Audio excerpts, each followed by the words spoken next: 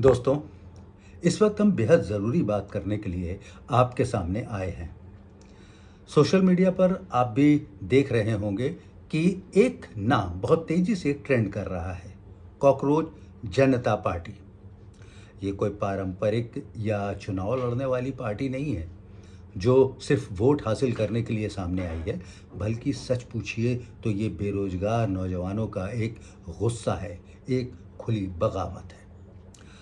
असल में हमारे देश के मुख्य न्यायाधीश जस्टिस सूर्यकांत ने अदालत में बैठे-बैठे नौजवानों को कॉकरोच और परजीवी बोल दिया। कहा कि जब उन्हें जॉब नहीं मिलती तो वो मीडिया, सोशल मीडिया और आरटीआई में घुसकर सिस्टम को परेशान करते हैं। अब आप खुद ही सोचिए, जो युवा पहले से ही एनईईटी, यूपीएससी, प्लेसमेंट, रिजेक्शन और बेरोजगारी जैसी चीज़ों की मार झेल रहा हो, जिसके सपने रोज तिल तिल कर मर रहे हों, उसके लिए ये टिप्पणी एक तरह से देखा जाए तो उसके चेहरे पर लगा हुआ आखिरी ब्लो है, आखिरी मुक्का है। जिस सिस्टम ने उसका भविष्य लगभग कुचल सा दिया, उसके सपनों को पूरी तरीके से मार दिया, वही सिस्टम अब उसको परजीवी बता रहा है।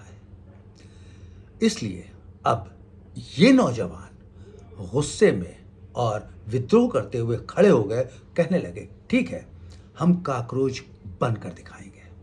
हम सिस्टम को कितना खा सकते हैं ये अब हम आपको दिखा कर रहेंगे। अब मीम्स, रील, व्यंग, तमाम तरह के पोस्टर्स, तमाम तरह की पोस्ट इस समय सोशल मीडिया पे आप देख रहे होंगे, बाढ़ सी आ गई है इसमें। और देखते ही देखते ये संख्या हजारों से लाखों में पहुंच गई है। सच पूछिए तो ये इस पीढ़ी का गुस्सा है।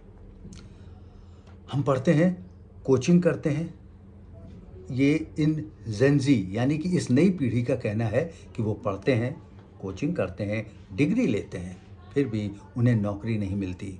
उनके सामने महंगाई मुंह बाए खड़ी होती है, उनके सामने किराया देने, उनके सामने फैमिली का प्रेशर, सब कुछ तो होता है। ऊपर से सिस्टम जब ऐसे बच्चों को, ऐसे लोगों को, इस पीढ़ी को कॉकरोच कहकर बुलाने लगता है तो गुस्सा फूटना लाजमी है।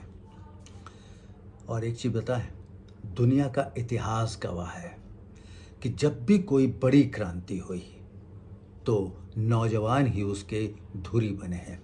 चाहे वो अरब स्प्रिंग हो, चाहे वो हांगकांग का विद्रोह हो, या फिर फ्रांस की क्रांति। हर कोई, हर पढ़ा लिखा नौजवान, हर पढ़ा लिखा बेरोजगार इस वक्त गुस्से में है।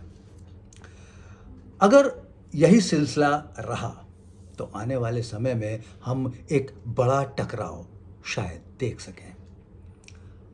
आपको इस नई पीढ़ी का गुस्सा देखकर, इस नई पीढ़ी का ये जज्बा देखकर रामचंद्र की वानर सेना नहीं याद आती है। सुंदरकांड की एक बहुत बेहतरीन चौपाई है कि परम क्रोध मी जहीं सब हाथा, आय सुपै न देहि रघुनाथा, सोशहि सिंधु सहित झस ब्याला, पूरहि नात भरि कुधर बिसाला। कहने का मतलब इतना है कि सारे बानर, अगर हम इन सारे बच्चों को वानर सेना की संज्ञा दे दें, यानी इनको हम मान लें कि ये रामचंद्र की वानर सेना है, तो सोचिए इस वक्त ये कितने गुस्से में है और अपने हाथ पकड़े बैठे हैं।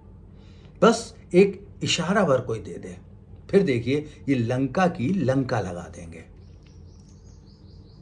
हर एक बंदर अपने आप में बेहद ताकतवर है, गुस्से से भरा हुआ है, उसके हाथ बस बंधे हुए हैं। किसी ना किसी तरह से उसे एक बार इशारा भर मिल जाए। ये वानर सेना सचमुच बहुत खतरनाक है, क्योंकि इसके हाथ में स्मार्टफोन है, इसको इंटरनेट चलाने की सबसे अच्छी तमीज़ है और इसे तेज तर्रार काम करने की आदत है।